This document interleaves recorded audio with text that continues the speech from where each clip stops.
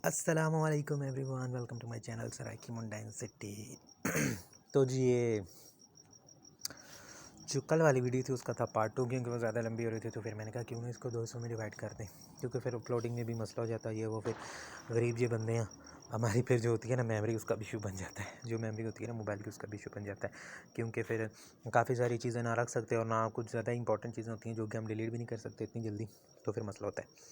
तो जी ये फिर लोड करने के बाद मैं गया उस अंकल के पास जिसके साथ मेरी बातचीत हुई थी, कि जिन्होंने बोला था कि क्या कहते हैं, करूँगा मैं चेंज अगर दोनों नार निकल आए।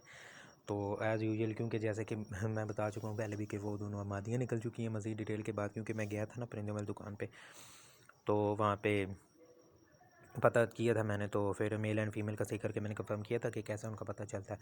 तो फिर जी उस अंकल ने तो वापस दे दिए थे, और पैसे उन्होंने पूरे दिए को नहीं थे। 1500 का पेयर उनसे मिला था और 750 देने थे उन्होंने, तो 500 दिए, कह रहे थे कि 250 बाद में ले जाना।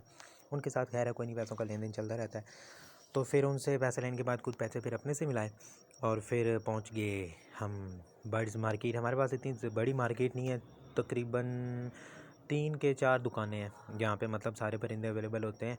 तो बाकी ये है कि परिंदा हर किस्म का मिल जाता है, मिलता थोड़ा महंगा है लेकिन ये है कि मिल जाता है, तो रौनक मेला लगा हुआ है। तो जी फिर वो जो था हमारा डायमंड डव, उसको लेने के बाद मैं घर आ गया, और फिर टाइम नमाज़ वगैरह पढ़ी, तो तकरीबन 2 ढाई 3 बजे का टाइम हो रहा था। तो फिर मैंने कबूतरों को निकाला, क्योंकि मैंने सोचा था कि आज थोड़ी धूप है तो आज इनको बाहर निकालेंगे ताकि ये भी नहा लें, क्योंकि काफ़ी टाइम हो जाएगा, तकरीबन 2 से ढाई हफ्ते हो चुके हैं ये कोई नहीं नहाए इस दफ़ा। पिछले संडे तो बारिश थी और इस संडे फिर धूप निकली हुई है, तो मैंने कहा क्यों ना इनको बाहर निकालूं ताकि ये नहा वगैरह ले, क्योंकि उन्होंने फिर अंडा भी दिया हुआ था, तो उसी पे बैठने अंडा तो जो कि ख़राब हो चुका। तो उनको मैंने बाहर निकाला, तो ये खबीज़ तो नहाए कोई नहीं। पानी पहले इनको जैसे मैं बाहर निकालता था ना, पानी देखते थे ना, तो दोस्ती जो आके शुरू हो जाते थे नहाना जाना। तो इस दफ़ा कोई नहीं, फिर मैंने कहा क्या पता अब इनका आज मूड नहीं है, चलो कोई नहीं अगले हफ्ते से। तो फिर ये हमारे चूज़े साहब जो थे, इनको फिर मैंने बाहर निकाला, तो ये कुछ ज़्यादा ही आज भूखे थे। तो फिर पहले तो इन्होंने सफाई की परात की, जिसमें पहले से दाना वगैरह पड़ा हुआ था, और फिर मैंने इनको भी खिला दिया। तो ये जी फिर उसे अगले दिन की वीडियो है ये। फिर मैं अपने स्कूल में बैठा हुआ था, तो आज कोई नहीं था इतना ज़्यादा काम भी, तो वेले बैठे हुए थे मुंह उठा के बोर हो रहे थे।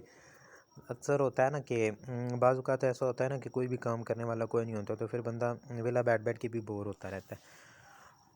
बाकी कोई नहीं, ये होता है कभी कभी, और कभी कभी ऐसा हो जाता है कि इतना ज़्यादा काम हो जाता है कि फ्री टाइम ही कोई नहीं मिलता। बंदा पागलों की तरह जाता है भागते भागते, और वापस आके भी फिर काम करो। तो जी ये फिर उसको छुट्टी छुट्टी हो गई थी, तो घर से उधर से स्कूल से वापस आने वगैरह के बाद मुझे यही था कि मुर्गी जो मेरी होगी वो आज कड़ुक हो चुकी होगी, लेकिन जैसे ही हम यहाँ पे पहुँचे तो हमारी जो खुशी थी ना उसकी वो होगी मोए मोए होगी, क्योंकि जो मुर्गी रानी थी ना उन्होंने अंडा दे दिया था और वो आराम सुकून से घूम रही थी, तो सारी खुशी का सत्यानाश हो गया। मैं कहा चलो मुर्गी तो कड़ुक की नहीं हुई। तो फिर जो उस दिन तो फिर कोई नहीं, फिर उसे अगले दिन जब मैं छत पे आया ना, तो उस दिन जो था मुर्गी महारानी जो थी वो बैठी हुई थी, अंडा दिया हुआ था उसने। अच्छा कि मैंने किया, मैंने कहा क्या पता अंडा ना दिया हो, लेकिन अंडा तो उसने दिया होता। तो इधर मैं कुछ ज़्यादा खुश हो रहा था, क्योंकि मुझे ना बड़ा इंतज़ार था ना इस मुर्गी के कुड़ुक होने का, कि बस ये जल्दी से हो कुड़ुक और फिर मैं ना इसको अंडों पे बिठाऊँ। तो फिर चेकिंग वगैरह की, इसने अंडा तो दिया हुआ था, तो कल इसने अंडा कोई नहीं था दिया, तो लेकिन ये बैठी हुई थी उधर अंडे के ऊपर। तो आज फिर इसने अंडा दिया हुआ था, तो मैंने कहा ये क्या, इसको तो नहीं था देना चाहिए, अंडा नहीं था देना चाहिए। तो मुझे यही लगा था कि क्या पता ये कड़ुक ना हो, लेकिन ये कड़ुक थी। तो फिर जी बारी आई हमारे चूज़ों की, और ये खबीस भी आज लड़ लड़ के लहूलुहान हुए। एक बेचारे को इन्होंने सही फैंटी लगाई, हालांकि मैंने जुगाड़ तो लगाया, लेकिन अब क्या कर सकते हैं, इनका समझ ही नहीं लगती इनको मसला क्या है। बाकी कोई नहीं, अल्लाह करे तो बर्दाश्त तो करना पड़ेगा, क्योंकि अब मेरे पास इतनी जगह भी नहीं है कि मैं इनको अलग अलग बंद करूँ, और फिर मसला हो जाता है ना ऐसे दाने वगैरह डालना ये वो सब कुछ। तो जी ये फिर मुर्गी रानी हमारी कड़ुक हो चुकी थी, कंफर्म कड़ुक है, क्योंकि ये आज सुबह जब मैं आया था ना छत पे इनको निकालने पिंजरे, सुबह जब दाना पानी डालना है, तो सब्जी बैठी हुई थी और सही फूंड रही थी मीन के बता वो जाहिर कर रही थी कि भाई मैं चाहती हूँ कि मुझे अंडों पे बिठाया जाए। तो मैंने कहा ठीक है, आपकी इस ख्वाहिश पे अमल किया जाएगा और आपको अंडों पे बिठाया जाएगा। तो जी तो फिर शाम का टाइम हो चुका था, तो हमारे यहाँ अक्सर जब से मैं मुर्गियाँ बिठाने लगा हूँ ना, अक्सर लोग भी शाम को बिठाते हैं। और हमारे जो थे वद्दे डाडे पर डाडे तो वो पहली बात ये है कि जो पुराने ज़माने के लोग होते थे ना, वो कोई नहीं थे अपने से मुर्गियाँ बिठाते, वो मुर्गियाँ खुद अंडे देती थी, खुद ही बैठ जाती थी। ये तो अब बिठाने का रवाज हो चुका है, क्योंकि फिर मसला बन जाता है ना, ऐसे हम अंडे खुले छोड़ नहीं सकते, क्योंकि बिल्ली का डर होता है, तो फिर मसला हो जाता है, फिर मोए ना हो जाए ना, इस चीज़ का डर रहता है। तो जी ये फिर ये वही पुरानी पहले वाली टोकरी थी, जिसमें वो जो दोस्त की मुर्गी थी उसमें इसी में बैठी थी, इसी में उसके बच्चे निकले, और इस मुर्गी के पहले बच्चे भी इस टोकरी में नहीं निकले, वो किसी और टोकरी में निकले थे। तो ये फिर भूसा थोड़ा मुझे कम लगा, तो फिर मैंने भूसा वगैरह डाल दिया था, और फिर अंडे मैंने सीढ़ियों पे रखे हुए थे, तो ऊपर इसलिए बिठा रहा था क्योंकि मुर्गी भी ऊपर ही थी, तो फिर सारी चीज़ें मुझे नीचे नीचे लेके आनी पड़ी, बाकी जो चीज़ें थे वो भी ऊपर ही पड़ी थी, भूसा वगैरह टोकरी शोकरी सारा कुछ, सिर्फ अंडे ऊपर लेके जाने थे। तो फिर मैंने कहा उधर ही उसको बिठा दूंगा टोकरी में, और टोकरी डायरेक्ट फिर नीचे उठा के ले ही आऊँगा, और अगर ना बैठी तो फिर ये भी मुझे कन्फर्म था कि पता नहीं बैठेगी भी, डर था, सॉरी कन्फर्म नहीं था, श्योरिटी नहीं थी कि वो पता नहीं बैठेगी भी कि नहीं। तो फिर इसे फिर मैं अंडे ऊपर ले गया। तो जी ये हमारे यहाँ क्या काम करते हैं, हमारे यहाँ एक होता है दाने छानने वाला ना, जिससे दाने साफ़ किए जाते हैं ना, उसको कहते हैं सराइकी में परूण। तो सारे कोल ना सराइकी में आप लोग को बताता हूँ कि सारे कोल ना उस परूण सारे अंडे पा के तो जीड़ी जात कुकड़ भावनी होंगी है ना, उदू तू फेर के बात कैसे नहीं दिन उसनो हिक्को वेर अंडे यार रख छोड़े निकलेंगे, ताकि सारे बच्चे हिक्को वेर निकलें। लेकिन ऐसा होता नहीं है, बच्चे एक ही बार में नहीं निकलते, एक एक करके ही निकलते हैं। अक्सर पहले होता था जब गांव में बिठाते थे ना, तो ऐसे होता था कि 5-6 बच्चे ना इकट्ठे निकल आए, क्योंकि अंडे एक ही दफ़ा जाते थे ना भूसे के ऊपर।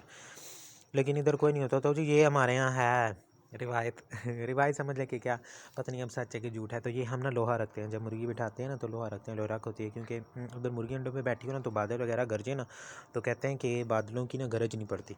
सराइकी में कहते हैं कि बदलों की गरज नहीं पाती अगर ये लोहा ना रखा है, लोहा रख, हमारे यहाँ इसको लोहा रख बोलते हैं। तो हम भी एज़ यूजुअल रिवायात के मुताबिक और जो हमने सुनी सुनाई बातें उनके मुताबिक ना मैं भी राखी देता हूँ। तो पता नहीं अब ये सच है कि झूठ। तो जी ये टोटल 17 अंडे थे।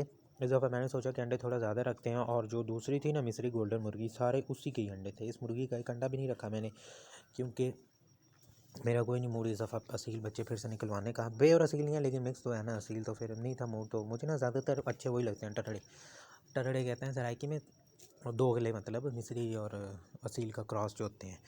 तो मैं कोशिश करता हूँ कि वही हों, क्योंकि मुझे ज़्यादा अच्छे वही लगते हैं चूज़े ना, क्योंकि उनका मुर्गों का एक तो ये होता है इतने प्यारे लगते हैं ना, उनका कद बुत भी अच्छा हो जाता है। हालांकि असील भी होते हैं कुछ, लेकिन बस होती है ना सबकी अपनी अपनी पसंद, अपनी अपनी नेचर। तो ये होता है कि एक तो कद बुत अच्छा होता है मुर्गों का, और दूसरी जो मुर्गियाँ होती हैं ना वो अंडे भी काफ़ी देती हैं, और फिर एंड पे कुड़ुक भी हो जाती हैं। मुझे ये बात अच्छी लगती है। तो मुझे ऐसी मुर्गी अच्छी लगती है जो कि ज़्यादा से अंडे दे और एंड पे कुड़ुक हो जाए। असील जो होती है ना, प्योर असील, वो देती है तकरीबन 5-6 अंडे, बढ़िया दे 9 दे दे।